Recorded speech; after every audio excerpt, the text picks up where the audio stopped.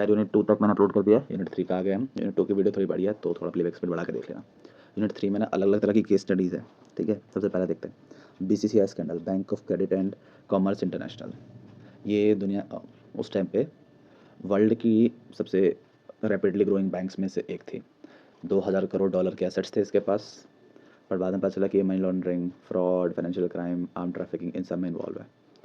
1991 में पता चला था इनको, मतलब बंद कर दिया इनको। 1988 के आसपास से शुरू हो गया था इनके ऊपर सारा झोल। आया कहाँ से ये? 1972 में पाकिस्तान का एक बैंकर है आगा हसन आबेदी, इसने शुरू किया। ज़्यादातर इन्वेस्टर कौन थे भाई? अबू धाबी के प्रिंस वगैरह थे, ठीक। अबू धाबी की रूलिंग फैमिली, प्रिंस और वहाँ के जो भी अमीर लोग थे। 78 कंट्रीज़, 400 ब्रांच में ऑपरेट कर रहे थे। इसके ऊपर मतलब एलिगेशंस क्या थे, इसको अंडर खोला कैसे गया, मतलब पता कैसे चला, ठीक है। Don't take me wrong. 1986 में यूएस का कस्टम डिपार्टमेंट है, उसको लगा कि कुछ झोल है।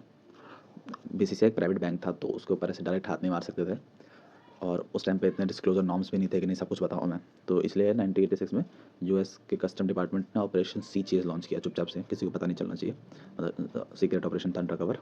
स्पेशल एजेंट रॉबर्ट को अपॉइंट किया गया भाई। इस बंदे ने बीसीसीआई की सारी एक्टिविटीज़ पर नज़र रखी। इन लोगों का चला कि ये जो बीसीसीआई है मनी लॉन्ड्रिंग कर रहा है, ड्रग ट्रैफिकिंग कर रहा है, करप्ट ऑफिशियल्स और टेररिस्ट ऑर्गेनाइजेशन को सपोर्ट कर रहा है, ठीक है। 1988 से 2 साल तक ये लोग शादी वादी में जा रहे थे, रोज़ के रोज़ सी ओ सी एफ ओ सब।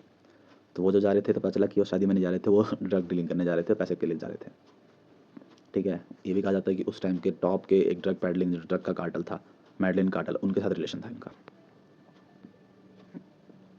1988 से 1990 तक आर्म डील्स को इन लोगों ने फाइनेंस किया, इराक में चाहे वो या चाहे कहीं भी हो। अबू निडल ऑर्गेनाइजेशन से इनकी जान पहचान थी, पैसे वैसे का झोल करते थे ये लोग। टैक्स Rick Rick Merrick Merrick Merrick rich Merrick rich जो अमेरिका का फाइनेंस का इन्फ्लुएंसर था, सॉरी फाइनेंस का एक्सपर्ट था। उसको डाउट था कि ये लोग टैक्स एविजन में हैं, रैकेटिंग करते हैं, वेपन्स की डीलिंग करते हैं, सब कुछ करते हैं, ठीक। ये भी एलिगेशन थे कि इन लोगों ने मिलियंस बिलियंस ऑफ डॉलर को वाइट ब्लैक मनी से वाइट मनी किया है। फिर उसके बाद इनके अगेंस्ट एक, ठीक है, ये सारे एलिगेशन थे उनके ऊपर। सैंडस्ट्रॉम रिपोर्ट नाम से एक रिपोर्ट इनके अगेंस्ट की गई। इसमें क्या था भाई? बैंक ऑफ इंग्लैंड, यहाँ हम यूके आ गए हैं, ठीक है। यूके ने पीडब्ल्यूसी इसको बोला कि तुम एक बीसीसीआई के ऊपर जांच पड़ताल करो।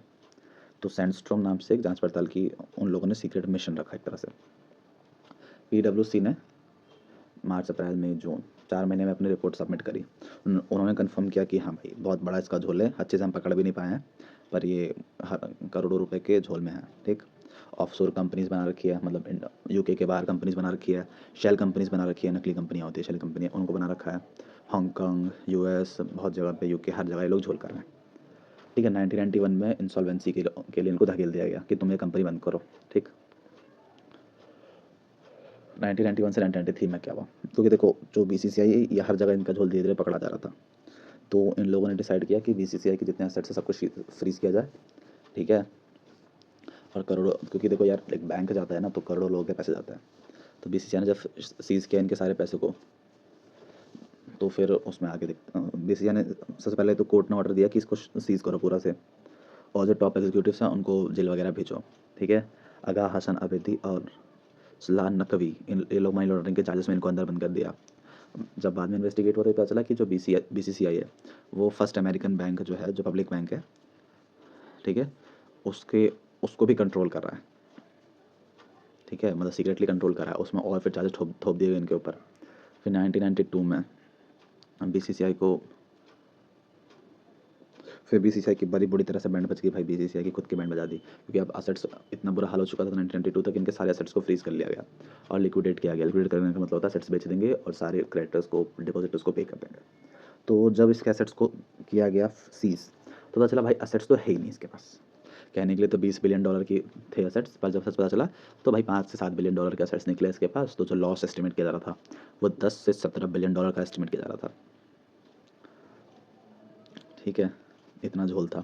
ये तो हो गया भाई यूएसए में, और या वर्ल्ड वाइड क्या हुआ? यूके में क्या हुआ? जो यूके में जब इंसॉल्वेंसी हुई तो जो वहाँ जो उसका ऑफिशियल लिक्विडेटर था बीसीसीआई का, डेलॉयट, ये कोर्ट अपॉइंट करता है। लिक्विडेटर कौन होता है? जो सारे एसेट्स छीनेगा और बेच देगा, और जो पैसे है वो क्रेडिटर डिपॉजिटर को दे देगा।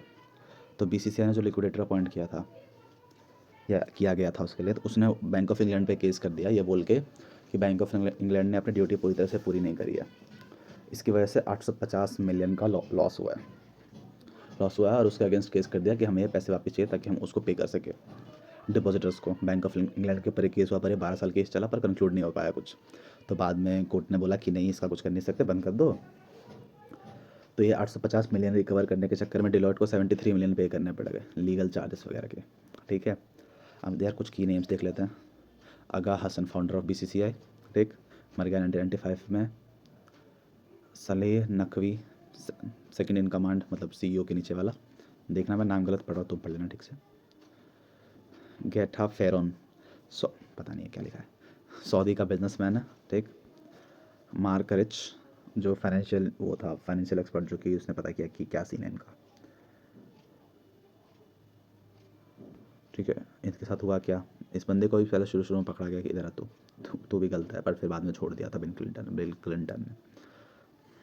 ठीक है, अच्छा देखो, ये सारा केस था मनी लॉन्ड्रिंग का, ये वो। और इससे हुआ क्या, जो एंटी मनी लॉन्ड्रिंग के जो लॉज थे उसको स्ट्रिक्ट कर दिया गया, ट्रांसपेरेंसी को बढ़ाया गया, PIDA, public interest disclosure act लाया गया UK में। UK और US में जो बैंकिंग के है वो रिफॉर्म्स लाए गए, मतलब अब ओनरशिप सिर्फ एक बंदा ओन नहीं कर सकता, या तुम चुपचाप से छुपा नहीं सकते, या चुपचाप से तुम बेच नहीं सकते, अब तुम्हें डिस्क्लोज करना पड़ेगा। फिर ये पता चला कि भाई ये जो टेरर फाइनेंसिंग है ऑफशोर बैंक्स के थ्रू, बहुत बड़ा झोल है। देखो, BCCI जो स्कैम था वो उस टाइम का सबसे खतरनाक स्कैम था, और उसने बताया कि भाई उसने बताया कि कितने सारे लूप होल्स है, उसको करेक्ट किया गया। ठीक है, और अभी तक इसका एग्जाम्पल लिया जा रहा है, जैसे हम देख ही रहे हैं, हमारी बुक्स में भी आ गया। सो यार कुछ चीज़ें रह गई बताने के लिए, जैसे कि RBI हमारे यहाँ सेंट्रल बैंक है, वैसे UK का बैंक ऑफ इंग्लैंड है, USA का फेडरल रिजर्व सिस्टम है। ठीक है, लिख देना पेपर में, सही रहता है। देखो, अब मैक्सवेल कम्युनिकेशन हमारी अगली केस स्टडी है। इसके साथ क्या सीन है, देखो मैक्सवेल कॉर्पोरेशन ना कम्युनिकेशंस की कंपनी थी। बताइए तुम्हें कम्युनिकेशन क्या होता है। ये एक मतलब कॉन्ग्लोमेरेट थी। कॉन्ग्लोमेरेट क्या होता है, बहुत सारी कंपनियां मिला के एक कंपनी बनती है। ठीक, इसको कहते हैं कॉन्ग्लोमेरेट, मतलब बहुत सारी कंपनियां एक साथ होती है, उसको कॉन्ग्लोमेरेट कहते हैं। जैसे टाटा वगैरह है ना, टाटा है, रिलायंस है, कॉन्ग्लोमेरेट है। जो ये मैक्सवेल कॉर्पोरेशन है, MCC, ये जैसे हमारे यहाँ निफ्टी 50 है, वैसे उस टाइम पे FTSE इंडेक्स था, उसके टॉप में आती थी UK में। ठीक है, और उस टाइम पे जो 20वीं सेंचुरी, मतलब 1900 की, उस टाइम की सबसे बड़ी कॉर्पोरेट स्कैंडल का वो हो गई थी, पार्ट बन गई थी। सीन क्या था, रॉबर्ट मैक्सवेल था, कंपनी ने को फाउंडर था रॉबर्ट मैक्सवेल। इसने क्या किया था, बहुत सारे पैसे उठाए मार्केट से और धड़ाधड़ एक्विजिशन करना स्टार्ट कर दिया, मतलब बेसिकली डेट के बेस पे ग्रो कर रहा था ये। 1991 में इसका एम्पायर कोलैप्स हो गया। देखो इसके पर एलिगेशन क्या क्या लगे, पेंशन फंड का गबन करना, सेम एसेट्स को अलग अलग, मतलब एक ही एसेट्स को अलग अलग जगह पे प्लेस करके पैसे उठाना। ठीक है, इंसॉल्वेंसी, उसके अलावा डिपॉजिटर्स के पैसों को, सॉरी एक मिनट रुको यार, आज बहुत गड़बड़ हो रही है, सारी वीडियोस गलत बन रही है। खाते हैं हाँ, मैक्सवेल के ऊपर एलिगेशन क्या लगे, एम्प्लॉय के पेंशन फंड को खा जाना, सेम एसेट्स को प्लेज करके जो है मल्टीपल जगह से लोन उठाना, उसकी वही एक मेन रीज़न था इसके हारने का, कि इसने अलग अलग जगह पे सेम ही एसेट्स से लोन उठाया था। देखो इसका सीन क्या था, 1964 में बना था ब्रिटिश प्रिंटिंग कॉरपोरेशन, बाद में उसको British printing and communication corporation कर दिया गया। फिर उसके बाद उसका 90 फिर मैक्सवेल कम्युनिकेशन नाम रख दिया उसने 1987 में। देखो इसने ना, मतलब ये कॉन्ग्लोमेरेट मैंने पहले भी कहा था, इसमें बहुत सारे एक्विजिशन हुए थे, जिसमें पहला था हे मार्केट ग्रुप का एक्विजिशन, मैकमिलन पब्लिशर का एक्विजिशन, साइंस रिसर्च एसोसिएट्स का एक्विजिशन, ऑफिशियल एयरलाइन गाइड का एसोसिएशन, और पैरागोमा प्रेस का एसोसिएशन। ये अलग अलग तरह के काम थे, सॉरी प्रेसेस थे या एजेंसीज थी, उनको एक्वायर किया था, सब बेसिकली प्रिंटिंग वगैरह से रिलेटेड है। 1980s में क्या हुआ था, इसके पास 400 कंपनियाँ थी, जो कि मेजरली 3 कैटेगरीज में डिवाइड थी। मिरर ग्रुप न्यूज़पेपर, इसका क्या काम था भाई, न्यूज़पेपर वगैरह पब्लिश करना, डेली न्यूज़पेपर जैसे हमारे यहाँ आते हैं ना वो वाले। मैक्सवेल कम्युनिकेशन कॉरपोरेशन, ये बेसिकली पब्लिकेशन जाइंट्स को ओन करता था। रॉबर्ट मैक्सवेल ग्रुप था, ये फैमिली ओन स्टेक था, मतलब खुद के कुछ ही लोगों का कंट्रोल था इस पूरे के ऊपर। उसके ऊपर वही था सीन कि इसने बहुत ज़्यादा बोरिंग उठाई थी। देखो सीन क्या हुआ, ये डूबी कैसे, बहुत ज़्यादा पैसे उठा लिए, इनको उसको मैनेज करना नहीं आया, ठीक है। उसका क्योंकि इनको पैसे मिल जा रहे थे तो ये लोग अनाप शनाप खर्चा कर रहे थे, बेसिकली फाइनेंशियल मिसमैनेजमेंट हुआ था। उसके अलावा इन लोगों ने पेंशन फंड का स्कैंडल किया, मतलब एम्प्लॉयज़ का जो पेंशन है उसको अलग गलत तरह से यूज़ करना, कंपनी के डाइवर्सिफिकेशन में यूज़ करना, ठीक है। 16,000 एम्प्लॉयज़ के पैसे इन लोगों ने यूज़ किए थे और उसको वो लोग रिकवर भी नहीं कर, मतलब जो सिक्योरिटी कमीशन है उसको रिकवर भी नहीं कर पाया। रॉबर्ट मैक्सवेल के साथ क्या हुआ, ये सारा जो झोल सामने आना क्यों शुरू हुआ, क्योंकि रॉबर्ट मैक्सवेल ना अटलांटिक ओशन में कैनरी आइलैंड के पास डूबा हुआ मिला था और उस टाइम पता नहीं चल पाया वो मरा क्यों। कोई कुछ लोग कह रहे थे सुसाइड थे, कुछ कह रहे थे एक्सीडेंटली मर गया, कुछ लोग कह रहे थे कि सच में वो मरा ही नहीं है, वो बस खेल रहा है ताकि बच सके इस लॉस से, या जो उसके स्कैम का टैग लगाया उसके ऊपर। देखो क्योंकि ना वो बंदा मर गया, तब उसके 2 बेटे थे वो संभाल रहे थे, पर ऑल ऑफ सडन वो मरा तो उसके बेटे नए नए थे तो वो सब कुछ संभाल नहीं पाए, उसका स्टॉक प्राइस गिर गया, बैंक से जो जितने भी क्रेडिटर्स थे वो सारे के सारे पैसे विड्रॉ करने चले गए उसके पास, बोलने लग गए मेरे पैसे पे कर दो, मेरे पैसे पे कर दो। और क्योंकि अब धीरे धीरे ऐसा होने लग गया तो फिर उसके ऊपर लीगल स्क्रूटनी भी शुरू हो गई। अब इतना सब कुछ होने लग गया तो भाई उसने बैंकरप्सी फाइल कर दी, बैंकरप्सी मतलब कंपनी बंद कर दो, ठीक है। इसमें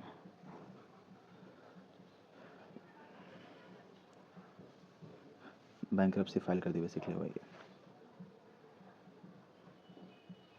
ठीक है। मैकलिन पब्लिशर और मेरा ग्रुप्स न्यूज़पेपर को बेच दिया गया ताकि जो पैसे रिकवर हो सके वो हो सके। मैक्सवेल के सन जो थे, मैंने अभी पीछे कहा था, केविन और इयान मैक्सवेल, इन लोगों ने बिज़नेस को रखा कि हम चलाएंगे भाई, स्टेबलाइज करेंगे, बट नहीं कर पाए। फिर बाद में इन लोगों ने मतलब इन लोगों को पेंशन फंड के झोल में उठा के अंदर भी बंद कर दिया, और फिर बाद में छोड़ दिया क्योंकि वो लोग इन्वॉल्व नहीं थे, उनका बाप इन्वॉल्व था, पापा इन्वॉल्व थे उनके, तो इसलिए उनको छोड़ दिया गया।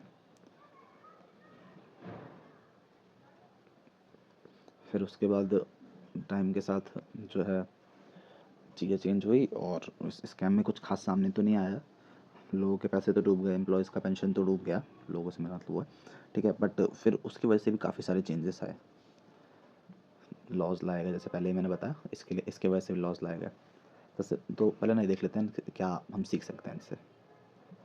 सबसे पहली बात तो भाई डेट के बेसिस पे अपना एक्सपेंशन मत करो, डेट उतना ही अच्छा है जितना तुम झेल सकते हो। कॉर्पोरेट गवर्नेंस में ट्रांसपेरेंसी होनी चाहिए, ये नहीं कि तुम चुपचाप से कर रहे हो। रेगुलेटरी ओवरसाइट कम थी, मतलब रेगुलेशंस कम थे उस टाइम पे। और उसके अलावा ये भी देखा गया कि जो पेंशन फंड है वो उसको गलत तरह से यूज़ किया जा रहा है, क्यों, और गलत तरह से यूज़ किया जा रहा है, और उसके पेंशन फंड को हमें रेगुलेट करना चाहिए, ठीक है। फिर इसकी वजह से क्या हुआ, काफ़ी सारे रिफॉर्म्स लाए गए बैंकिंग पेंशन फंड को लेके, ठीक है। और लोगों को ये अकल मिली कि भाई डेट के बेसिस पे उछलना नहीं चाहिए, ठीक, ठीक है। देखो इसको ना पूरे वर्ल्ड की हिस्ट्री में एक बहुत बड़ा, या यूँ कहूँ टॉप के सेकंड नंबर पर शायद आता है, दुनिया की हिस्ट्री में सेकंड नंबर का सबसे बड़ा अकाउंटिंग फ्रॉड था, ठीक है। इसी की वजह से एक SOX एक्ट है यूएस का, जो यहाँ पे लिखा है सेबरेंस ऑक्सेल एक्ट 2000, इसका ये एक्ट आया था, इसका मतलब ये एक्ट में है क्या, ये एक्ट ना फाइनेंशियल रिपोर्टिंग स्टैंडर्ड्स को प्रिस्क्राइब करता है, AS वगैरह जो है वो इस एक्ट के, के अंदर प्रिस्क्राइब्ड है, इस एक्ट के थ्रू प्रिस्क्राइब्ड है। ये बताता है कि कंपनीज को कितना डिस्क्लोज करने की ज़रूरत है, कितना बैलेंस शीट वगैरह में, फाइनेंशियल स्टेटमेंट्स में, नोट्स टू अकाउंट्स में क्या क्या लिखना पड़ेगा, ठीक है। अब देखते हैं ज़रा बैकग्राउंड क्या है, कहाँ से आया ये। 1985 में केनेथ ले, इसने इनिशियली एनर्जी कंपनी के तौर पे शुरुआत करी थी टेक्सास में, ठीक है। और ये ना ग्लोबल लेवल पे फिर धीरे धीरे करके ट्रेड करने लग गई, natural gas, electricity, broadband services, ठीक है। इसकी वजह से ये काफ़ी सही, मतलब इन सब सेक्टर्स में थी और ये काफ़ी सही ग्रो कर रही थी। वॉल स्ट्रीट, जैसे हमारे यहाँ का दलाल स्ट्रीट बोलते हैं स्टॉक मार्केट को, वहाँ वॉल स्ट्रीट होता है, वहाँ पे इसने कहीं काफ़ी, मतलब टॉप की कंपनी से, बेसिकली अमेरिका का जो एक्सचेंज है वहाँ के टॉप पे में चली गई थी, टॉप के एक्सचेंज में, सॉरी टॉप की कंपनी में आ गई थी ये, ठीक है। जो एनरॉन के जो एम्प्लॉयज़ थे, मतलब बहुत बड़ा झोल किया था इन लोगों ने, इसकी वजह से इनको अंदर बंद कर दिया था। इसके चक्कर में जो टॉप की आर्थर एंडरसन नाम की जो ऑडिटिंग फर्म थी उसको भी बंद करना पड़ गया था,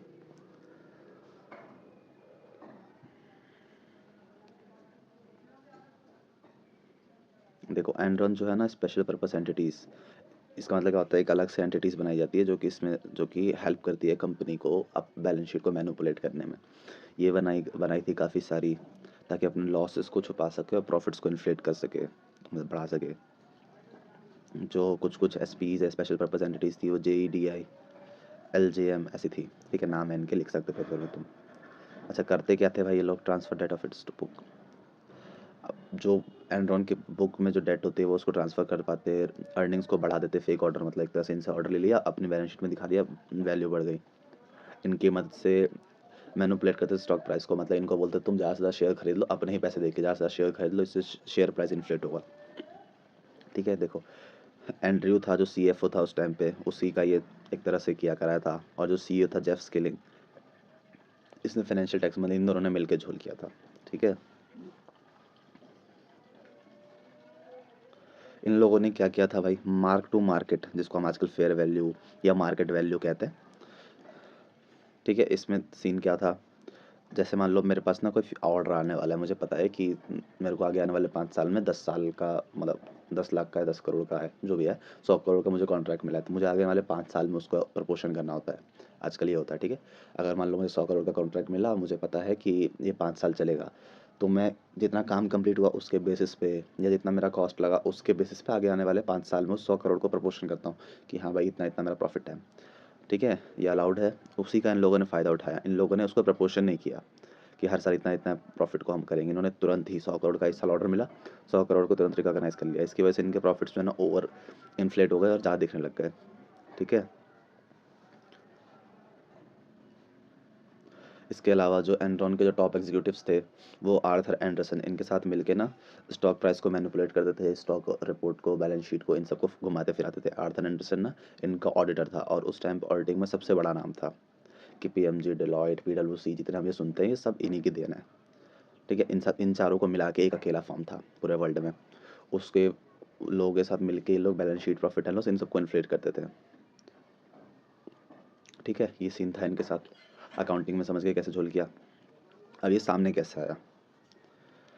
देखो विसल ब्लोअर होता है, हमने सेकंड यूनिट में पढ़ा था, विसल ब्लोअर होता है जो कि कंपनी में कुछ हो रही गड़बड़ को बताता है। ठीक, तो शिरोन था, वो एक एग्जीक्यूटिव था, ठीक है, कंपनी के अंदर, जिसने देखा कि यार कुछ झोल चल रहा है, तो उसने 2001 में सबको इन्फॉर्म किया। फिर जब क्योंकि सबको पता चल गया, तो फिर जर्नलिस्ट ने, एनालिस्ट ने क्वेश्चन करना शुरू कर दिया। सिक्योरिटी एक्सचेंज कमीशन ने फिर, क्योंकि लोगों का क्वेश्चन हुआ, पब्लिक में बात आई, तो सिक्योरिटी एक्सचेंज कमीशन वहाँ का सेबी है, ठीक है, इसने इन्वेस्टिगेशन शुरू कर दी। फिर उसके बाद भाई देखा कि यहाँ तो बहुत झोल है। ठीक है, तो पता चला भाई इतना सब कुछ झोल है, तो फिर फाइनेंशियल रिपोर्ट्स, मतलब बैड फाइनेंशियल रिपोर्ट्स थे, फाइनेंशियल रिपोर्ट्स ख़राब थे, मार्केट गिरने लग गया। ठीक है, 2001 में एनरॉन जो है क्रैश हो गया, और जो उसकी वैल्यू थी $90 की, वो सीधा $1 पे आके रुक गई, और 2 दिसंबर 2001 को बैंक करप्ट डिक्लेयर कर दिया गया। देखो आर्थर एंडरसन, मैंने कहा था तुम लोग को, ऑडिटिंग फर्म है उसकी, उसको भी गिल्टी पाया गया, उसको भी बंद कर दिया था इन लोगों ने। दोनों सीईओ सीएफओ को उठा के अंदर बंद कर दिया था। इनका तो चलो जो भी झोल था, वैसे ही इस उस टाइम पे ये बहुत बड़ा वो स्कैम माना जा रहा था। शायद 26,000 लोगों ने अपने पैसे खोए थे, एम्प्लॉयड सैलरी वैलरी वाले बंदों ने। ठीक है, सीईओ को 24 साल की, सीएफओ को 6 साल की जेल हुई थी।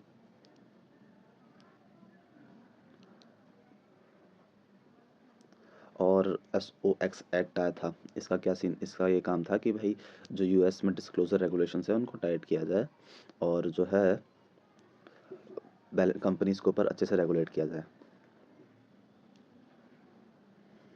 इंडिपेंडेंट ऑडिटर्स के रूल आया, SOX एक्ट आया, क्रिमिनल पेनल्टीज बढ़ा दी गई। ठीक है, हमें एनरॉन स्कैंडल से ये देख सकते हैं कि भाई फाइनेंशियल रिपोर्ट के साथ खिलवाड़ नहीं करना चाहिए, और कॉर्पोरेट ग्रीड बहुत खतरनाक चीज़ है। फिर उसके बाद वर्ल्ड कॉम स्कैंडल है।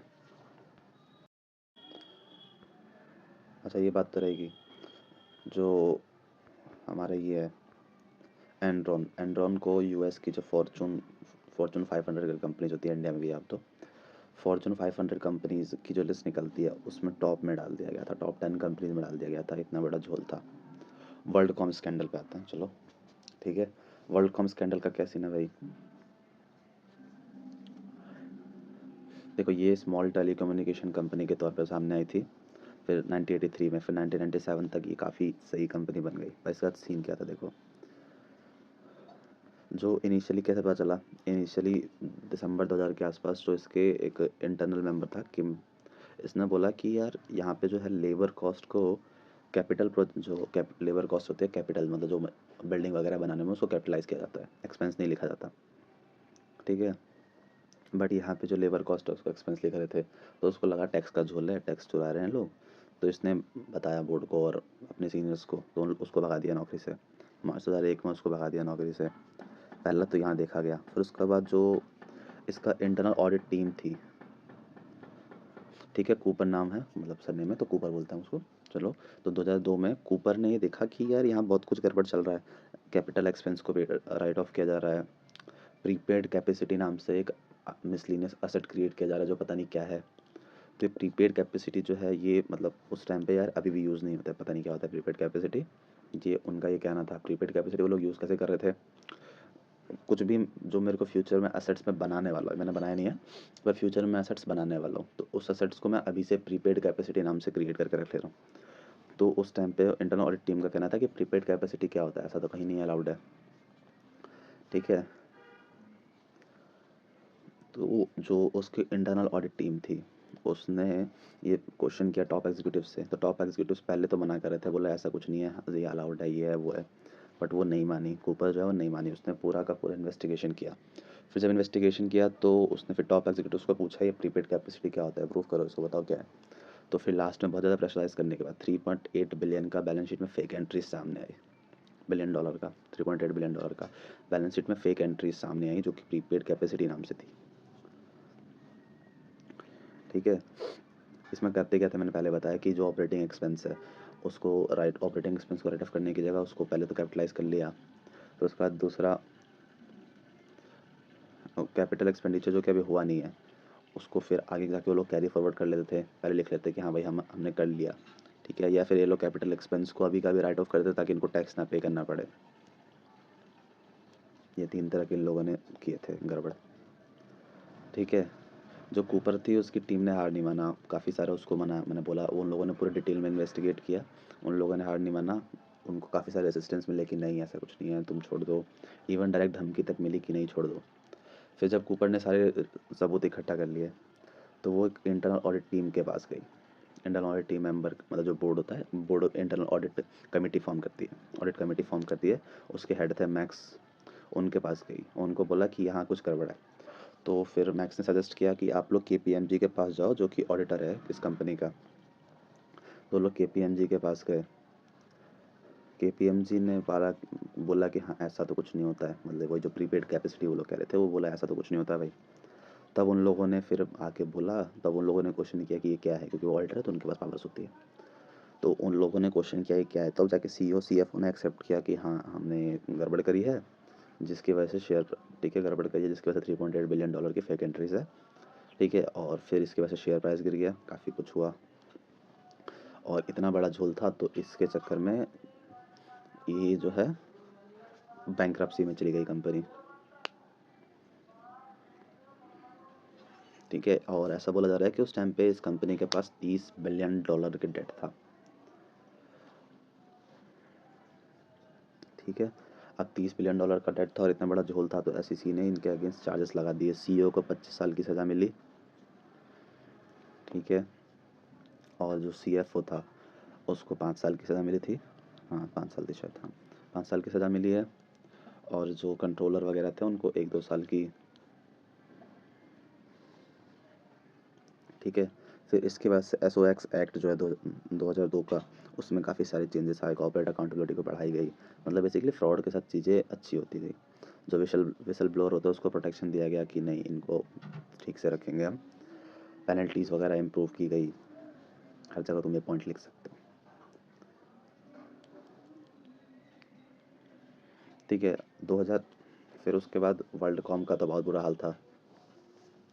वर्ल्ड कॉम जो है वो एमसीआई नाम से फिर वापस से उसने अपने ऑपरेशन स्टार्ट किए,